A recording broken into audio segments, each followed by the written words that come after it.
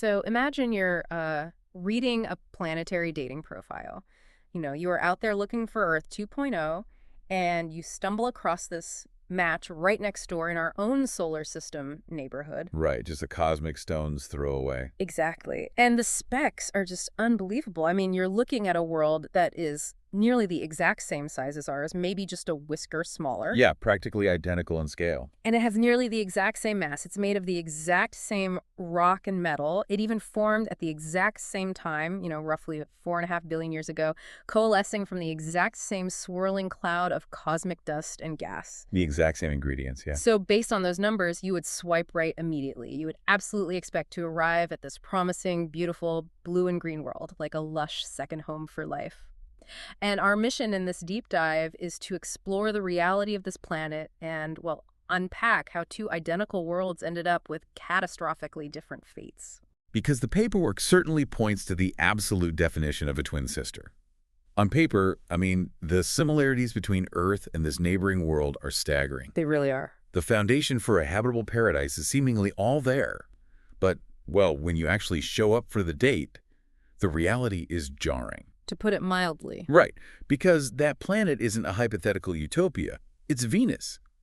And instead of being a blue and green haven, it is genuinely one of the most horrifically hostile places in the entire solar system. The contrast is just completely wild to me. You have this expectation of a perfect twin based on all the physical ingredients, and then the reality is an environment that is just deadly on every conceivable level. Absolutely deadly. So before we can even begin to understand how a planet with such a promising start went so incredibly wrong, we need to conceptually step onto the surface for a second. We have to look at exactly what went wrong. Because when we say hostile, we are not talking about a bad thunderstorm here. Oh, no, not at all. We are talking about conditions that literally challenge the limits of physics and chemistry as we experience them. It is genuinely hard to overstate just how hellish the surface of Venus is. Yeah. The very first thing you'd notice, well, if you could survive long enough to notice anything, which you couldn't, is the temperature. The surface of Venus sits at around 460 degrees Celsius. Which, feels a bit abstract until you map it to everyday objects. 460 degrees Celsius is hot enough to melt solid lead into a liquid puddle. Right on the ground.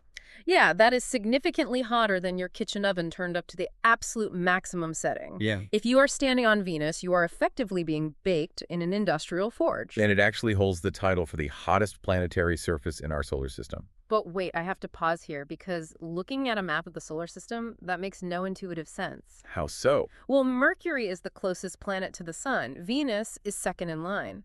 So if Mercury is physically closer to the fire, how on Earth, or how on Venus, I guess, is Venus actually hotter? It's a great question. And you're pointing out the central anomaly that makes Venus so fascinating to scientists. Venus isn't a furnace simply because of its solar real estate. Okay. Something about the planet itself, the actual atmosphere enveloping it, is actively trapping ferocious amounts of heat. It is like hoarding solar energy in a way that even Mercury, sitting right next to the sun, simply does not do. Wow, we will definitely need to break down that trapping mechanism. But the temperature isn't even the end of the nightmare on the surface, right? Baking in an oven is just layer one. Yeah, layer one. Layer two is the air itself. The atmosphere on Venus is incredibly dense. It's so heavy. The atmospheric pressure at the surface is about 90 times what we feel walking around down here on Earth. 90 times. I mean, for you listening, just to put that sheer crushing weight into perspective, experiencing that level of atmospheric pressure is the equivalent of being nearly a kilometer deep in Earth's ocean. So without a heavily armored submersible, you would be instantly flattened. You aren't just being baked, you are simultaneously being crushed by the sheer physical mass of the air column towering above you. Roasted, crushed, and, well, to complete the apocalyptic picture, suffocated by toxic chemistry. Of course, because why not? Right. When you look up at Venus from Earth, it appears wrapped in this permanent, beautiful, creamy veil of highly reflective clouds. It looks so peaceful through a telescope. It does. But those clouds are not made of water droplets or ice crystals like the ones floating in our sky. They are composed of concentrated sulfuric acid. So just to summarize this planetary dating profile reality, you are baked at lead melting temperatures, you are crushed at the bottom of an atmospheric ocean, and you are trying to breathe battery acid. That's the one. A literal physical vision of hell. And yet, this world is made of the identical cosmic stuff as Earth. Same stuff. So, this mystery, how a planet further from the sun can be hotter than the one right next to it, really demands we look at the mechanism doing the trapping.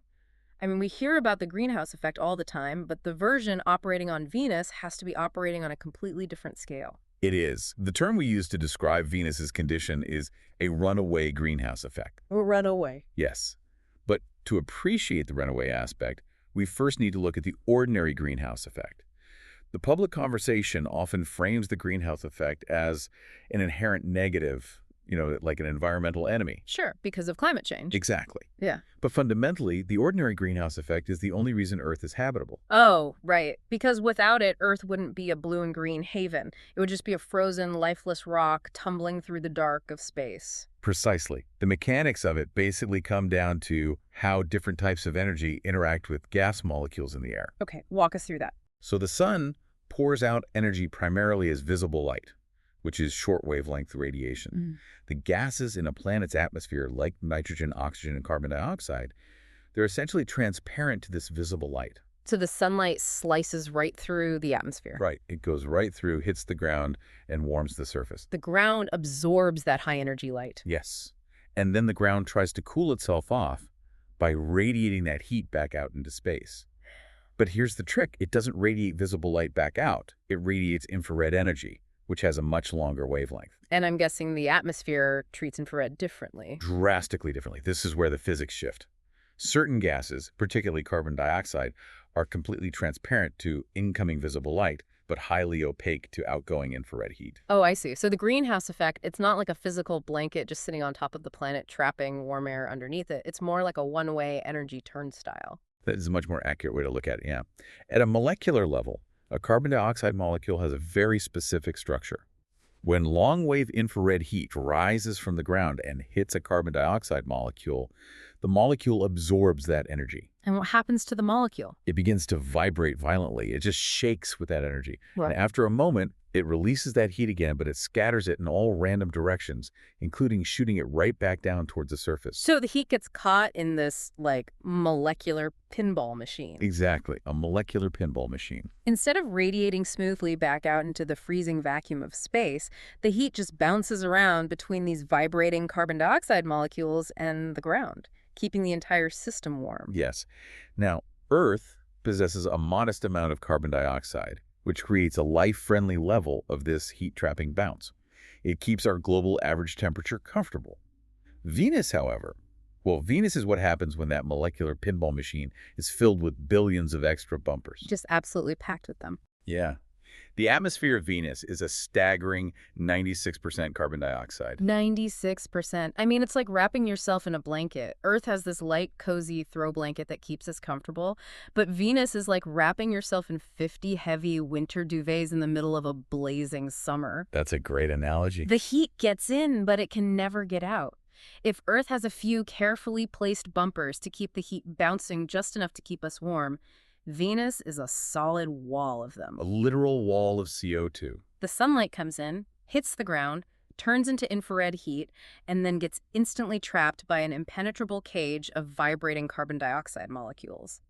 The heat has almost zero chance of bouncing back out into space. It just builds and builds. It does. The fundamental physics are identical on both worlds. Right. The scale, however, is monstrously different. Okay, I understand the blanket. I understand how the heat gets trapped by the carbon dioxide. But honestly, this realization just pushes the mystery back another step. Ow. Well, why does Venus possess an atmosphere that is 96% carbon dioxide, while Earth, its supposed cosmic twin made of the exact same materials, does not? Right. If we started with the same ingredients, why did Venus end up with the impenetrable molecular cage while we ended up with a breathable, clear sky? And that question is the very heart of the runaway concept. Okay. To explain it, we really need to trace the climate history of Venus and understand a mechanism called a feedback loop. A feedback loop. So that's essentially a vicious cycle in nature, right? Yeah, exactly. A system where an effect keeps reinforcing its own cause, creating a loop that just accelerates on its own. Spot on. And the leading model of Venus's climate collapse is the ultimate tragic example of one of these vicious cycles. You see, Billions of years ago, the inner solar system looked very different. Oh, okay. Venus started out slightly warmer than Earth, simply due to its orbital position being a fraction closer to the Sun. And planetary scientists strongly suspect that early Venus possessed liquid water oceans on its surface, very similar to early Earth. Wait, really? It actually had liquid oceans. This wasn't always just a dry, barren wasteland. Nope. The planetary ingredients strongly suggest the water was absolutely there.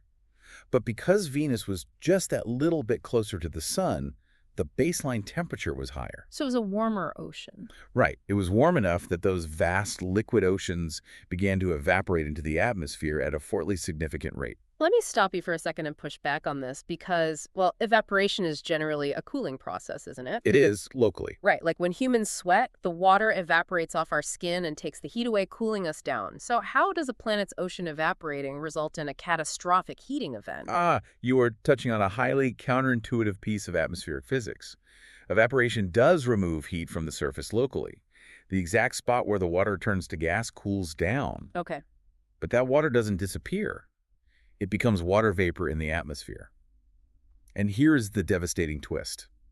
Water vapor is a powerfully asymmetrical molecule, which makes it an incredibly potent greenhouse gas. Wait, water vapor is a greenhouse gas. Oh, yes. I mean, when we talk about climate, we basically only ever hear about carbon dioxide or methane. Yeah, water vapor flies under the radar in public discourse, but it is actually much more effective at absorbing infrared heat and acting as a molecular bumper than carbon dioxide is. Wow. So the water itself, the very chemical compound we constantly look for as the absolute prerequisite for a habitable, life-sustaining world, that became the primary catalyst for the planet's doom. It is a profound irony. The life giver became the executioner. That's haunting. It really is.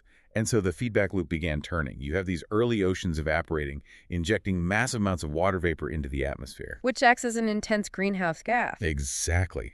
That water vapor traps the sun's heat, preventing it from escaping into space. Which then raises the overall temperature of the entire planet. And because the planetary temperature rises, even more of the ocean evaporates into the atmosphere. Oh, I see. It's like audio feedback at a concert.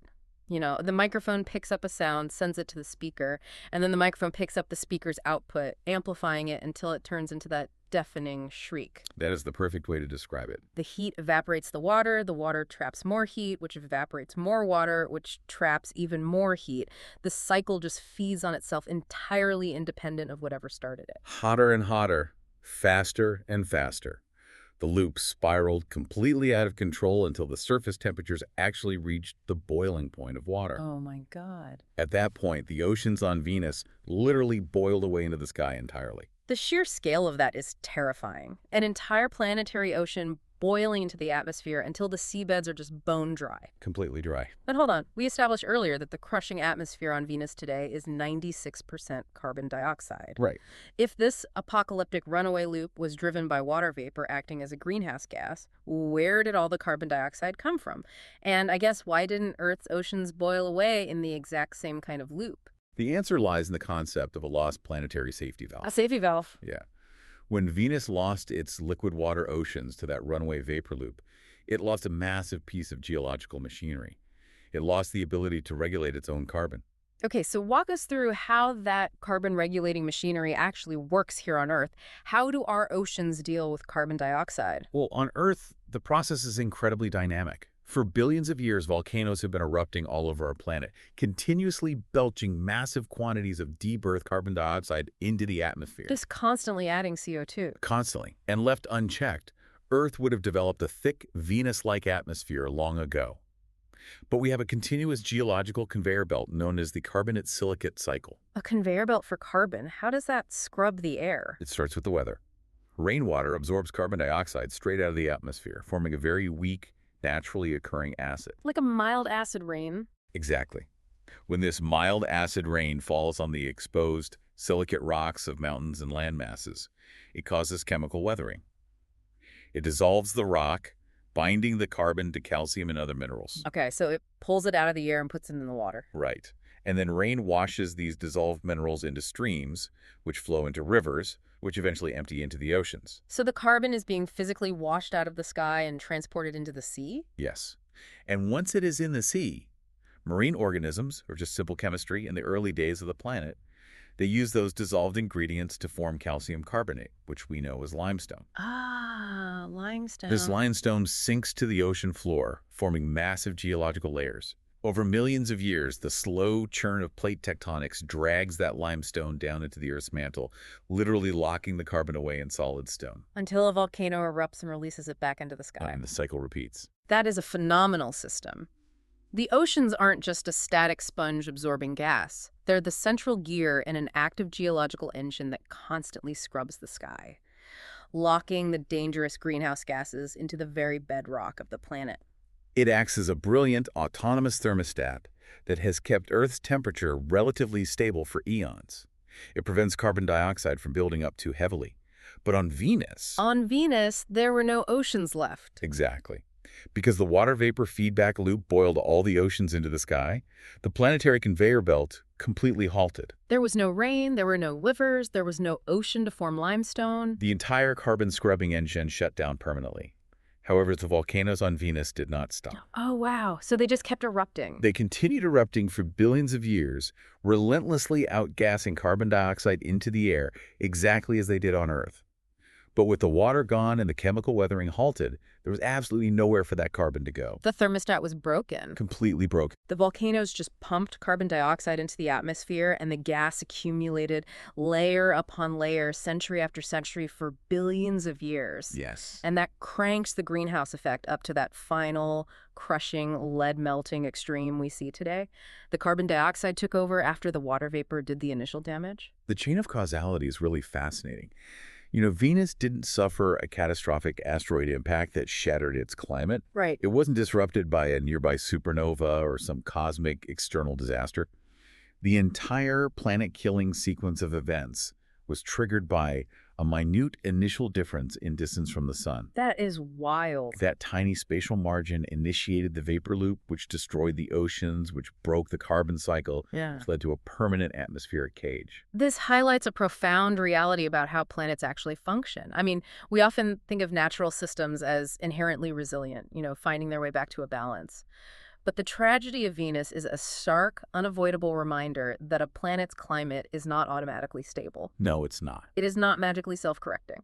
And the mathematical and physical reality of Venus introduces a crucial scientific concept for us: the tipping point. A tipping point. That's a threshold in a complex system, right? Exactly.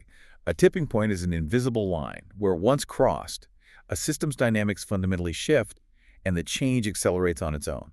You completely lose control of the variables. Okay. On Venus, that relatively small initial heat input from being closer to the sun was enough to push the evaporation rate over the edge. Once the feedback loop took hold, the warming fed on itself independent of the sun's input, and there was no coming back. The system tipped. So we need to pause for a second here to clarify something for you listening, because when we talk about runaway greenhouse effects, boiling oceans, collapsing carbon cycles, and tipping points, well, it sounds incredibly alarming in the context of our own planet's current climate challenges. It certainly does. Let's be very clear here. We aren't saying human activity is going to literally transform Earth into a lead-melting Venus tomorrow, right? Our core geological safety valves are still functioning. That is a vital distinction to make. Yes, the physical circumstances are extremely different. Good. Earth is situated in a slightly more forgiving orbital location. We've retained our liquid oceans and our geological conveyor belt. The carbonate-silicate cycle is still actively locking carbon into stone. Right. We are not facing the imminent threat of our oceans physically boiling into the sky and completely breaking our planetary thermostat. Okay, so the immediate doomsday scenario of a Venus-level collapse isn't on the table for us. But if that extreme outcome isn't a direct forecast for our tomorrow, why do atmospheric scientists and climatologists study Venus so intently? Because Venus serves as the ultimate, undeniable proof of concept. A proof of concept? Yes, it is a planetary-scale laboratory right next door. When scientists study the molecular physics of how greenhouse gases warm Earth's atmosphere, they don't have to rely exclusively on abstract equations or computer models. They can just look at Venus. Exactly. Venus stands there in the night sky as the extreme physical manifestation of those exact equations at work. It proves the mechanics. It proves that the molecular pinball machine we discussed earlier genuinely does trap heat on a massive scale. Yes, It proves that atmospheric composition dictates planetary destiny. It proves that seemingly small initial changes in a climate system can trigger cascading effects. Right. And most importantly, it proves that tipping points are a real physical feature of planetary climates. It demonstrates beyond a shadow of a doubt that a world's environment can transform dramatically, permanently, and disastrously if pushed beyond certain natural thresholds.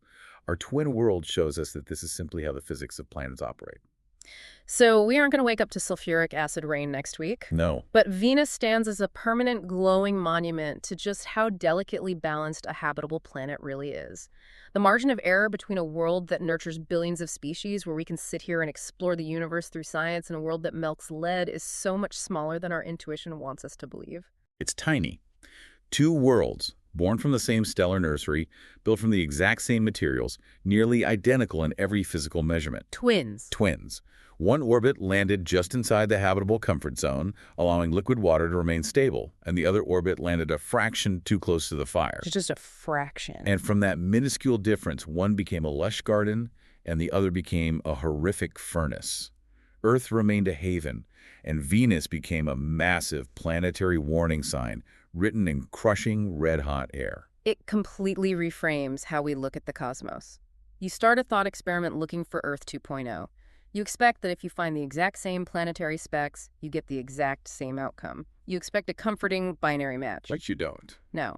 Instead, the universe presents us with a deeply complex, fragile machinery where just a few degrees of initial temperature difference completely rewrote a planet's destiny. And this profound fragility offers a final thought for you to mull over. Okay, what's up? The next time you look up at the evening sky, just after sunset, and you see Venus shining incredibly brightly as the evening star, well, take a moment to consider that tiny spatial margin. It's a sobering sight when you know what's actually under those clouds. It is. Consider the reverse scenario. If the orbital roles had been switched, if Venus had formed just a fraction further out in the solar system, keeping its oceans, and Earth had formed a fraction closer to the sun, triggering that runaway loop. Oh, wow. Could there be someone standing on a lush blue and green Venus right now, looking up at a dead, boiling Earth shining in their evening sky, having this exact same realization about how incredibly lucky they are to be on the right side of the margin? That is a brilliant perspective shift. We went looking for Earth 2.0, assuming the universe deals in guarantees and perfect copies. It doesn't. It deals in delicate balances and cascading chain reactions. And right now, as we look up at the evening sky, we have the immense privilege of standing on the right side of that incredibly thin line.